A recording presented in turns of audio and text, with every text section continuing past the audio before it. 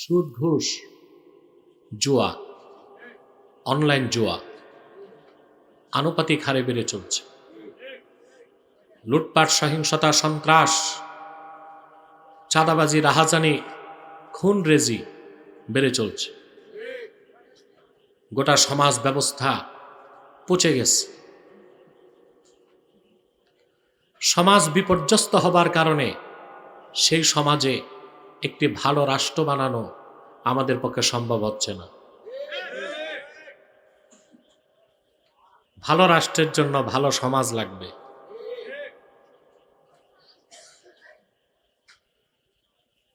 ব্যক্তি যখন ভালো হয়, পরিবার ভালো হয়। পরিবারগুলো ভালো হলে সমাজ ভালো হয়। সমাজ যখন ভালো হয়, সেই সমাজে প্রতিষ্ঠিত রাষ্ট্র একটি কল্যাণ রাষ্ট্র হয়, আদর্শ রাষ্ট্র হয়। সকল রাজনৈতিক দল ব্যস্ত হয়ে আছে সনদ সংস্কার নিয়ে, সংবিধান সংশোধন নিয়ে, কিন্তু সমাজের পচন ধরেছে। এটা উপশমের জন্য আমাদের কি ব্যবস্থা নেওয়া উচিত, সেই দিকে কারো কোনো দৃষ্টি নেই, লক্ষ্য নেই।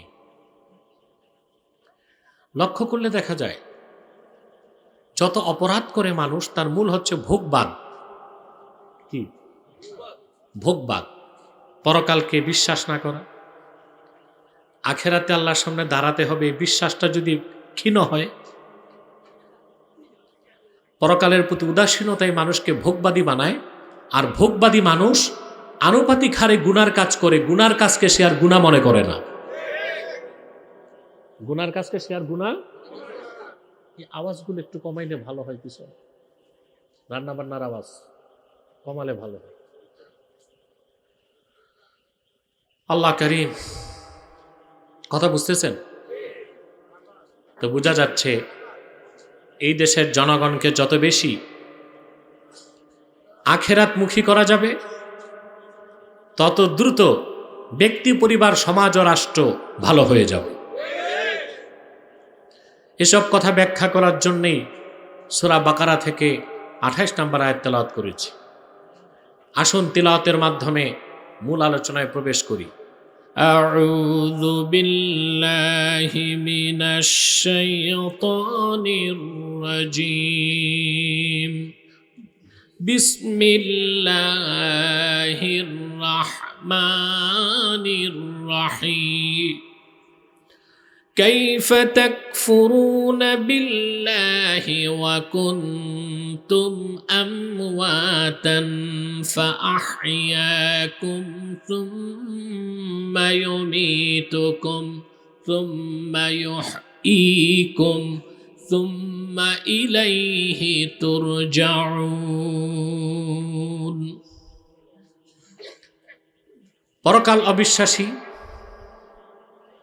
মৃত্যুর পরে আবার আল্লাহ জিন্দা করবেন, এ কথা যারা বিশ্বাস করে না, জড়বাদী, বস্তুবাদী, প্রকৃতি পূজারী, ভোগবাদী, আখেরাতকে বিশ্বাস করে না, আল্লাহ তাদেরকে কটাক্ষ করে বলেন, কাইফা তাকফুরুনা বিল্লাহ, কি করে তোমরা আল্লাহর কুদরতকে অস্বীকার করছো? কুনতুম আমওয়াতান ফাআহইয়াকুম, তোমরা ছিলে মৃত, তিনি তোমাদের জিন্দা করছেন। সুম্মা ইউমীতুকুম, অতঃপর আবার তিনি তোমাদের মৃত্যু দিবেন। সুম্মা ইউহয়ীকুম, আবার তিনি তোমাদের জীবিত করবেন। সুম্মা ইলাইহি তুরজাউন, অতঃপর সকলেই তোমরা সম্মিলিতভাবে মহান আল্লাহর কাছে প্রত্যাবর্তিত হবে। বলেন সুবহান। পৃথিবীতে তোমরা বসলে ভালো হয় না যুবকরা?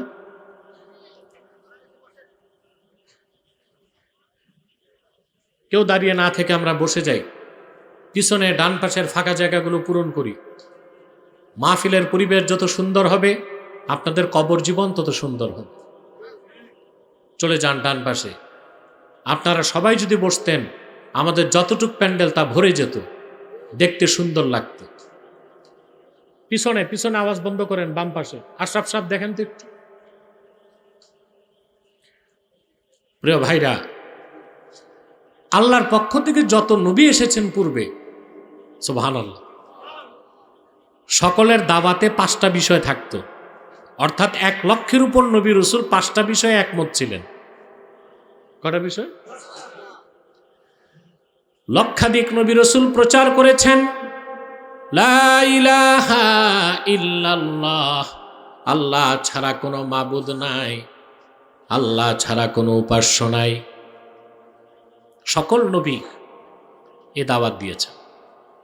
এটা হচ্ছে আকিদাতুল ওয়াহদানিয়্যাহ, আল্লাহর একত্বের বিশ্বাস। আদম থেকে ঈসা পর্যন্ত লাখের উপর নবী রাসূলগণ দ্বিতীয় যে প্রচার করেছেন তা হচ্ছে মুহাম্মাদুর রাসূলুল্লাহ সাল্লাল্লাহু আলাইহি ওয়াসাল্লাম ইমামুল মুরসালিনা খাতামুন নবীন। আদম থেকে ঈসা পর্যন্ত লাখের উপর পয়গম্বর প্রচার করেছেন। মুহাম্মদ সাল্লাল্লাহু আলাইহি ওয়াসাল্লাম নবী রাসূলগণের মহান নেতা এবং তিনি আল্লাহর সর্বশেষ নবী। কথাটা যদি বুঝতেন তো ঈমানের কণ্ঠে সুবহানাল্লাহ বলতেন। আমাদের প্রিয় রাসূল সাল্লাল্লাহু আলাইহি সাল্লাম আসলেন ১৫০০ বছর আগে, আর যত পয়গম্বর এসেছেন ওনারও আগে। তা আদম থেকে ঈসা যারা আসলেন আগে, তারা জানলেন কেমনে আল্লাহর হাবিব শেষ নবী? প্রশ্ন আছে না? কথা বলে না। আমি একটা হাদিস শোনাচ্ছি। হাদিসটি বুখারী সহ 10 জন রওয়ায়াত করেছেন। হাদিসটি দালাইলুন নুবুওয়াতের প্রথম খণ্ডে ৭৬ পৃষ্ঠায় বাইহাকি এনেছেন মারফু মুত্তাসিল সনদে। ওয়ানিল ইরবাজ ইবনে সারিয়াত রাদিয়াল্লাহু তাআলা আনহু আন্নাহু قال سمعت رسول الله صلى الله عليه وسلم يقول إني عبد الله وخاتم النبيين وإن آدم لمنجدل في طينته। ইরবাজ বিন সারিয়া বর্ণনা করেন, আমি আল্লাহর রাসূলের নূরের জবান থেকে শুনেছি, তিনি বলেছেন, আমি মুহাম্মদ আল্লাহর বান্দা এবং সর্বশেষ নবী তখন থেকে আদমের দেহ যখন ধুলায় গড়াগড়ি খাচ্ছিল। বলেন সুবহানাল্লাহ। এই ব্যাপারে অসংখ্য হাদিস আসছে, অসংখ্য হাদিস। তিরমিজির হাদিস, নাসাইতেও আছে। এক সাহাবী রাসূলুল্লাহ সাল্লাল্লাহু আলাইহি ওয়াসাল্লামকে প্রশ্ন করেছেন, মাতা কুনতা নাবিয়্যা, ইয়া রাসূলুল্লাহ আপনি কখন থেকে নবী? আল্লাহর হাবিব বলেছেন, আমি তখন থেকে নবী, কুনতু নাবিয়্যা ওয়া আদামু বাইনার রূহি ওয়াল জাসাদ। আদমের যখন অস্তিত্ব হয় নাই, আদম ছিল একটা অংশ রূহ, একটা দেহ, তখন থেকে আমি মুহাম্মদ আল্লাহর নবী।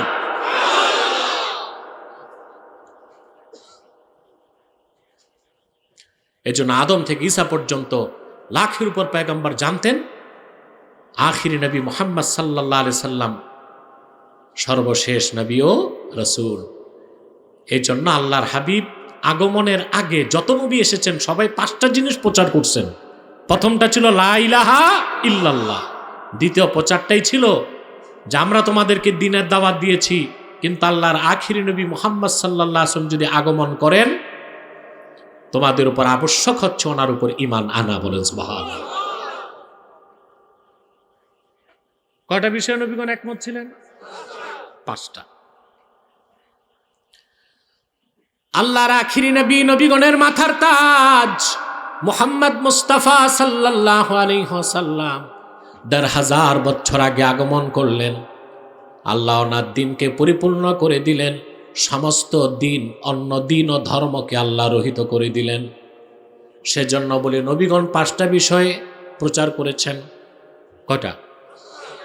আকিদাতুল ওয়াহদানিয়্যা, আকিদাতুর রিসালা ওয়া খাতমিন নুবুওয়া। সুবহানাল্লাহ। 3 নাম্বার যে বিষয়ে সমস্ত নবী প্রচার করছেন তা হচ্ছে ইবাদত লিল্লাহি ওয়াহদাহ, দাসত্ব, ইবাদত গোলামি একমাত্র কার জন্যে? সুবহানাল্লাহ। চতুর্থ যে বিষয়ে সমস্ত নবী রাসূলগণ একমত ছিলেন, প্রচার করেছেন, তা হচ্ছে সালাত। আল্লাহর পক্ষ থেকে এমন একজন নবী আসেন নাই যিনি নিজে নামাজ পড়েন নাই, নামাজ পড়ার কথা বলেন নাই। পঞ্চম যে বিষয়ে সমস্ত নবী রাসূলগণ একমত ছিলেন, তা হচ্ছে আখিরাতের বিশ্বাস, পরকাল।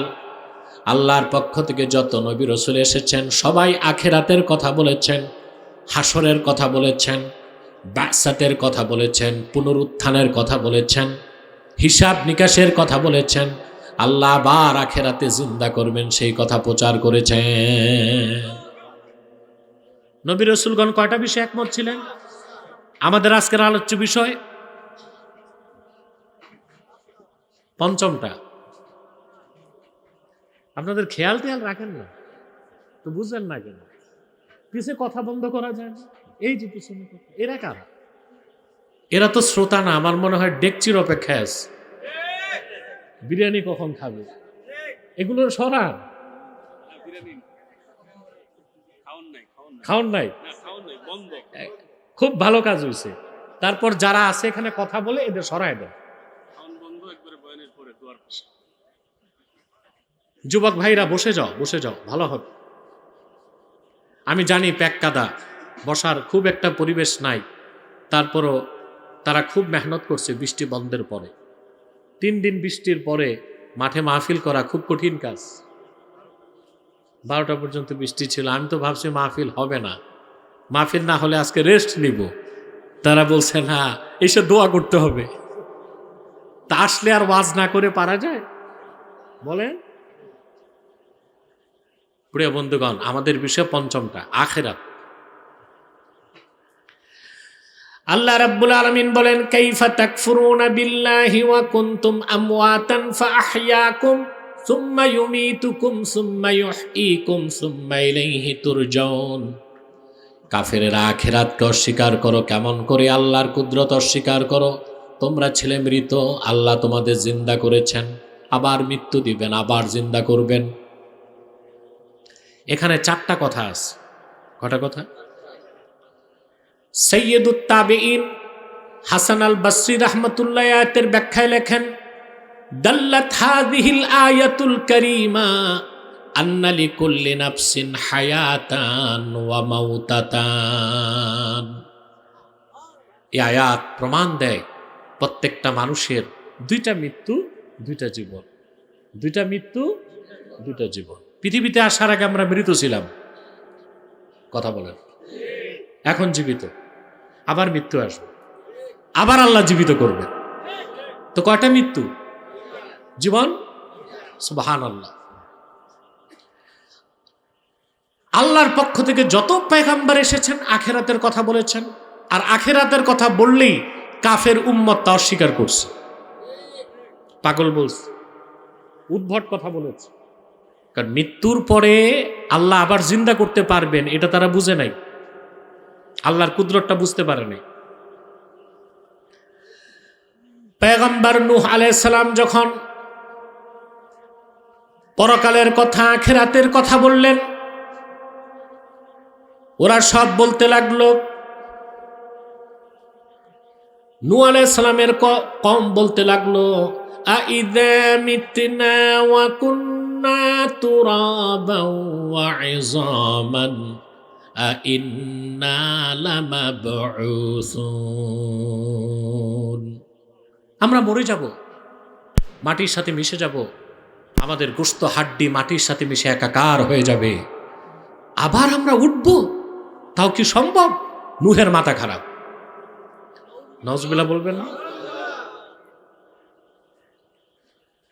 আল্লাহর হাবিব আখিরি নবী মুহাম্মদ সাল্লাল্লাহু আলাইহি ওয়াসাল্লাম কুরাইশ কাফেরদেরকে যখন আখিরাতের কথা বললেন, এ হবে, সুবহানাল্লাহ বলবেন। এটা হচ্ছে জেন্ডার সিলেকশন। এটা কি জেন্ডার সিলেকশন, লিঙ্গ নির্ধারণ। এখন মানুষ মায়ের পেট থেকে ছেলে হয় কেন, মেয়ে হয় কেন, বিজ্ঞানের একটা ব্যাখ্যা আছে, বিজ্ঞানের ব্যাখ্যাটা অস্পষ্ট অপরিপূর্ণ, আর ইসলামের ব্যাখ্যাটা স্পষ্ট পরিপূর্ণ। বিজ্ঞান বলতেছে যে মানুষের দেহকোষের মধ্যে ক্রোমোজোম আছে। কি আছে? 23 জোড়া। কয় জোড়া? এক জোড়া হচ্ছে সেক্স ক্রোমোজোম, বাকি 22 জোড়া হচ্ছে অটোজোম।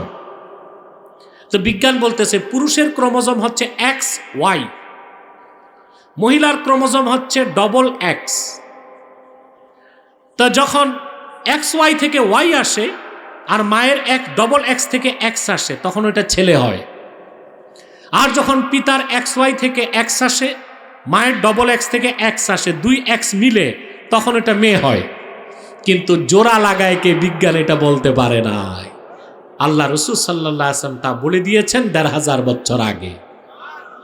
ওই যে কারিগর ফেরেশতা, সুবহানাল্লাহ। কে ফেরেশতা পেটে আসে কবে? প্রথম পিতার বীর্যের প্রথম ফোঁটা মায়ের পেটে ঢুকার সাথে সাথে ফেরেশতা চলে আসে। সুবহানাল্লাহ বলবেন না?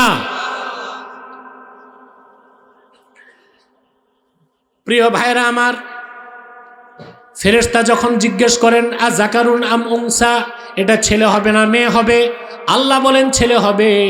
ফেরেশতা তখন পিতার এক্স ওয়াই থেকে ওয়াই নেয়, মায়ের এক্স ডবল এক্স থেকে এক্স নেয়, জোড়া লাগায়, ছেলে হয়ে যায়।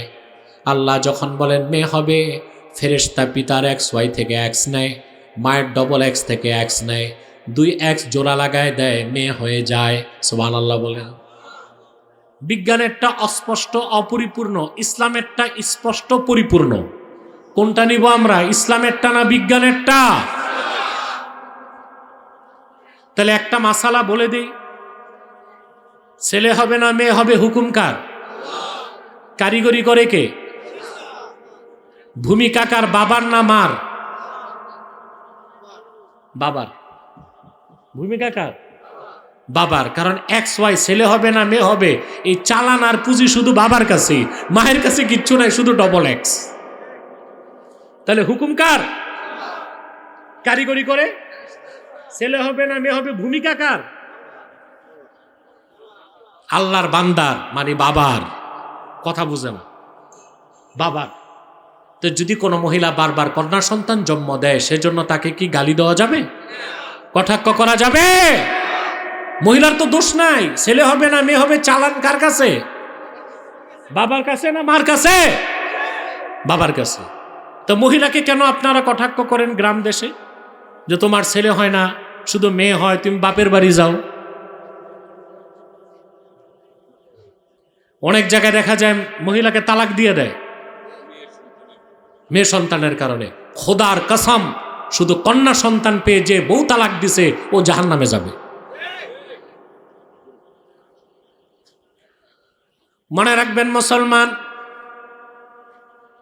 আল্লাহর হাবিব সাল্লাল্লাহু আলাইহি ওয়াসাল্লাম ইরশাদ করেছেন, আমার উম্মতকে আল্লাহ তাআলা 3টি কন্যা সন্তান দান করবে। সে যদি খুশি মনে লালন পালন করে, বিয়ের ব্যবস্থা করে দেয়, আমার সে উম্মত যদি ইমানদার হয়, বিনা আযাবে আল্লাহর জান্নাতে প্রবেশ করবে। 3টা মেয়ের ব্যাপারে খোঁজ খবর আছে, 30টা ছেলের ব্যাপারেও এই খোঁজ খবর নাই। তো বারবার মেয়ে হলে খুশি হবেন না বেজার হবেন? তাহলে ছেলে হইলে মিষ্টি 1 পোটলা, আর মেয়ে হইলে 2 পোটলা। ঠিক কিনা? কি দেখে লাইভ আইয়ে লাইভ চালাইবেন না, আমারে জাদু করে শত্রুরা। এই মিয়া তোমরা 3 জন উঠছো কেন?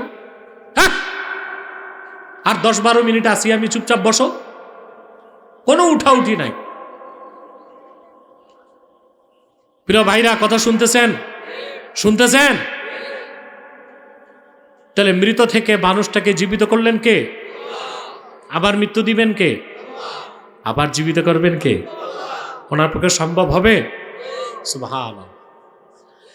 আল্লাহ রাব্বুল আলামিন বলেন, আলাম ইয়াকুনু তুফাতাম মিন মানিয়্যিন ইউমনা সুম্মা কানা আলাকাতান ফাখালাকা ফাসাওয়া فجعل منه الزوجين الذكر والأنثى আলাইসা যালিকা বিকাদিরিন আলা আন ইউহইয়াল মাউতা। আল্লাহ বলেন, যে লোকটা আখিরাত অস্বীকার করে সে কি তার পিতার নিক্ষিপ্ত বীর্যের একটা ফোঁটাই ছিল না? রক্তপিণ্ড বানায় দিলেন কে? সমতা দিলেন কে? নারী পুরুষ দুইটা ধারা সৃষ্টি করলেন কে? আল্লাহ প্রশ্ন করেন, সেই আল্লাহ কি মৃত্যুর পর আবার জীবন দিতে সক্ষম কিনা? সুবহানাল্লাহ বলবেন। আয়াহসাবুল ইনসানু আল্লান নাজমা'a 'ইযামাহ বালা কাদিরিনা আলা আন নুসাউইয়া বানানাহ। মানুষ ধারণা করছে মৃত্যুর পরে তার হাড় হাড্ডি বিক্ষিপ্ত হয়ে যাবার পর আল্লাহ কেমন করে হাড় হাড্ডি জমা করবেন। আল্লাহ পাক বলেন, বরং আল্লাহ রাব্বুল আলামিন শুধু জিন্দাই করবেন না, মানুষের আঙ্গুলের অগ্রভাগগুলোকে সমান করে দেবার ক্ষমতাও রাখেন কিনা? আল্লাহ এখানে বলছেন আঙ্গুলের অগ্রভাগের কথা। এটা বলছেন কেন? এখানেও বিজ্ঞান আছে। সুবহানাল্লাহ বলেন। আঙ্গুলের অগ্রভাগ মানে আঙ্গুলের ছাপ, ফিঙ্গারপ্রিন্ট লাগে কি না? বিদেশ যেতে সাইন টাইন যাই লাগুক, চূড়ান্ত কি? ইমিগ্রেশনে ঢুকার সময় চূড়ান্ত কি? পাসপোর্ট। এইটা আঙ্গুলের ছাপ, এটা দিয়ে আইডেন্টিফাই হয় যে আপনি সদরুদ্দিনের ছেলে বদরুদ্দিন, বাড়ি মুরাদনগর, বাঙ্গড়া, দৌলতপুর। এই আঙ্গুলের ছাপ দিয়ে সব তারা বুঝে যাবে আপনার বাপকে, আপনার মাকে, আপনার বাড়ি কই, সব। বিজ্ঞান এটা এখন পেল, কোরআন তা বলে দিয়েছে ১৫০০ বছর আগে। আল্লাহ বলেন আঙ্গুলের অগ্রভাগগুলোকেও সমান করে দিব। এর মানে হচ্ছে কোনো মানুষের হাত আরেক মানুষের কাছে যাবে না, কারো আঙ্গুল অন্যের কাছে যাবে না। সুবহানাল্লাহ। ৮০০ কোটি মানুষ থাকলে তাদের আঙ্গুলের ছাপ ৮০০ কোটি রকমের। আল্লাহ জিন্দা করবেন। এখন আসেন, আল্লাহ সে কথাই বললেন, সুম্মা ইলাইহি তুরজাউন। মৃত্যুর পর আবার আল্লাহ তোমাদের জিন্দা করবেন, তোমরা সব ফিরবে, প্রত্যাবর্তিত হবে আল্লাহর কাছে। তোমরা ফিরবে, এটা আল্লাহ বলেন নাই, তোমাদের ফিরানো হবে। যাইতে না চাইলেও যাইতে হবে। কার কাছে? সুবহানাল্লাহ, যেতে হবে। তাফসীর হুসাইনিতে এসছে, বাদা নাফাকাতিস সানিয়া কামা জিবরিল আলা সাখরাতি বাইতুল মুকাদ্দাস। ইসরাফিলের দ্বিতীয়বার সিংহায় ফু দেবার পরে হযরত জিবরিল বাইতুল মুকাদ্দাসের পাশে বড় একটি পাথরের উপর দাঁড়ায় আল্লাহর পক্ষ থেকে ডাক দিবেন, ইয়া আইয়াতুহাল লুহুমুল মুতামাজ্জিকা ওয়াল ইজামুল মুতাফাররিকা। ও দুনিয়ার মানুষের গোশতগুলো যা মাটির সাথে মিশে গেছে, হাড় হাড্ডিগুলো যা মাটির সাথে ধুলায় দূষিত হয়ে গেছে, হালুম্মু ইলা আরজির রহমান, সব কবর থেকে উঠো, আল্লাহ রাব্বুল আলামিনের কাছে উপস্থিত হয়ে যাও। জিবরিলের এই ঘোষণার সঙ্গে সঙ্গে পৃথিবীর যেখানে যে মানুষ আছে কবর থেকে দাঁড়ায় যাবে, সব নতমস্তকে মিজানের পাল্লার সামনে আল্লাহর কাছে হাজির হয়ে যাবে। শুরু হবে হিসাব, শুরু হবে। আমি যে টাইম কত এখন দেখুন, 1 ঘন্টা হয়ে গেছে, 1 ঘন্টা পার হয়ে গেছে। আমার ঘড়ি টড়ি নাই, বলবেন না যে হুজুর 1 ঘন্টা হয়েছে, তো বললেন না। প্রিয় ভাইরা, এই যে 1 ঘন্টার উপরে আলোচনা করলাম, শিক্ষা কি নিয়ে যাবেন বাড়িতে? একটাই, হিসাবের দিনটা হিসাব করে চলবেন। হিসাবের দিনটা আল্লাহ আমাদের উঠাবেন, জিন্দা করবেন, হিসাব নিবেন, সব কাজের হিসাব আপনাকে সেখানে দিতে হবে। আপনি ভালো কাজ করেছেন তাও পাবেন, খারাপ কাজ করেছেন তাও পাবেন। পাবেন কিনা? আল্লাহ পাক বলেন, ইয়াউমা তাজিদু কুল্লু নাফসিম মা আমিলাত মিন খাইরিন মুহদারা ওয়া মা আমিলাত মিন সু তাওয়াদ্দু লাউ আন্না বাইনাহা ওয়া বাইনাহু আমাদাম বাঈদা ويحذركم الله نفسه والله رؤوف بالعباد। আল্লাহ পাক বলেন প্রত্যেকটা মানুষ দুনিয়ায় যে ভালো কাজ করছে তা সে পাবে। আজকে মাহফিলে বসছেন, এটাও পাবেন। কথা বলেন। আবার প্রত্যেক সেই লোক যে খারাপ কাজ করছে তা সে দেখবে, পাবে। খারাপ কাজ, চুরি করছে, ডাকাতি করছে, জেনা করছে, ফাইল ঠেকায় ঘুষ খাইছে, বিচার আচারে বসে মাতবর দুই দিক থেকে আকিস বিড়ির প্যাকেট নিছে, এগুলো নাই তো দৌলতপুরে। কার পকেটে আঙ্গুল দিছে সব দেখবে। আফসোস করে মানুষটা বলবে তাবাদ্দুলাউ আন্না বাইনাহা ওয়া বাইনাহু আমাদাম বাঈদা, আমার এই কুকর্মের দৃশ্য আর আমার মাঝখানে ফার ডিস্টেন্স, একটা দূরত্ব যদি হয়ে যেত আমি লজ্জা পেতাম না। উপায় থাকবে? বলা হবে ওয়ালাকাদ কুনতা ফি গাফলাতিন মিন হাযা ফাকাশাফনা আনকা গিতাআকা ফাবাসারুকাল ইয়াওমা হাদীদ। বলা হবে এই কিয়ামতের দিন, বিচারের দিন, মিজানের পাল্লা, হিসাব দিতে হবে। এই বিষয়গুলো থেকে তুমি অমনোযোগী ছিলা, তোমার বিশ্বাস ছিল না, ধারণা ছিল না। আজ তোমার চোখের পর্দা সরাই দিলাম, তাকায় দেখো। মানুষ তাকায় দেখবে মিজানের পাল্লায় হিসাব শুরু হয়ে গেছে, জাহান্নামের তর্জন শোনা যায়, পুলসিরাত দেখা যায়, মানুষের চোখের পাতাও নড়বে না, লোহার মতো শক্ত হয়ে যাবে। হিসাব দিতে হবে। এই বিশ্বাস যার আছে সে নামাজ ছাড়বে, জেনা করবে, চুরি করবে, খাদ্যে ভেজাল দিবে, খুন করবে, কারো জায়গা দখল করবে, ভাই বোনদের হক মেরে খাবে। এটা বেড়ে গেছে বাংলাদেশে, ভাই বোনদের হক মেরে খাওয়ার অভ্যাস বেড়ে গেছে। ভালো ভালো মানুষ, সুফি দরবেশ, দেখা যায় ভাইদের হক দিচ্ছে না, বোনদের হক দিচ্ছে না। অনেক জায়গায় দেখা যায় মায়ের হকও দেয় না। ঠিকটা তো ঠিক মতো কইলেন না। প্রিয় ভাইরা, হিসাবের দিনটা হিসাব করে চলবেন। আজকের বক্তব্যের এটাই নসিহত, হিসাবের দিনটা চলবেন। তাহলে হিসাবের দিন হিসাব করে যে চলে সে নামাজ ছাড়বে, গুনার কাজ করবে? মানুষ হিসেবে গুনার কাজ করতেই পারে, তাৎক্ষণিক সে তওবা করে আল্লাহর কাছে ক্ষমা চাইবে। পারবেন না ইনশাল্লাহ? তা আমি কিছু ওয়াদা নিচ্ছি, বলেন ইয়া আল্লাহ, ওয়াদা করছি আজ থেকে 5 ওয়াক্ত নামাজ জামাতের সাথে পড়ব। যদি শয়তানের প্ররোচনায় নামাজ ছুটে যায়, হাত তুলেন, নামাজ ছুটে যায়, তাৎক্ষণিক তওবা করে কাজা হিসেবে আদায় করব।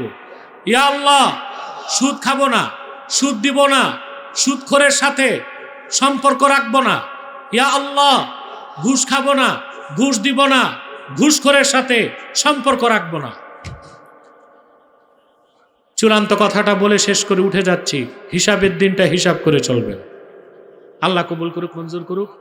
আমি এই প্রতিষ্ঠানের জন্য দোয়া চাই।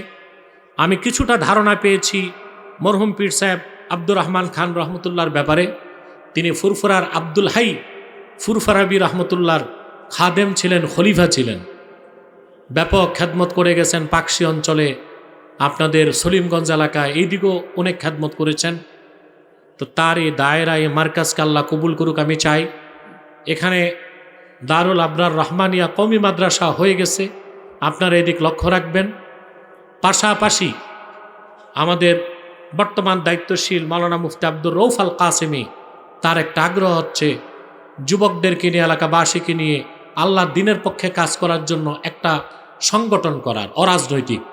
সেটা হবে জামিয়াতুল আবরার। এই সংগঠনটার নাম ঘোষণা হইল জামিয়াতুল আবরার। নারে তাকবীর বলেন, নারে তাকবীর। এটা হচ্ছে নেককারদের সংগঠন। এই সংগঠনের কাজ তারা করবেন। আমি দোয়া করে যে আমি এখন চলে যাচ্ছি, মাহফিল তো চলবে ইনশাল্লাহ।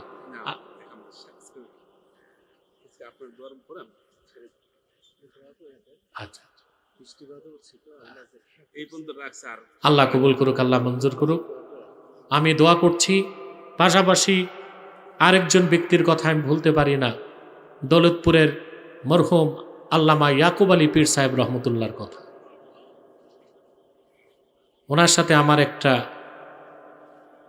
অন্য সম্পর্ক ছিল, খুব ভালোবাসতেন আমাকে, মায়া করতেন। আমি বহুবার এসেছি নারমর রহমান সাহেবের মাহফিল, আলহামদুলিল্লাহ। এখন ব্যস্ততায় আসা হয় না, কিন্তু ওখানে না আসলো এখানে তো এসেই গেছি। এই তো দৌলতপুরই, তো একই মহল্লা, তো 2 মহল্লা। আচ্ছা আচ্ছা আচ্ছা, এলাকা এক, অঞ্চল এক। আসুন দোয়া করি আল্লাহ যেন আমাদের কবুল করেন।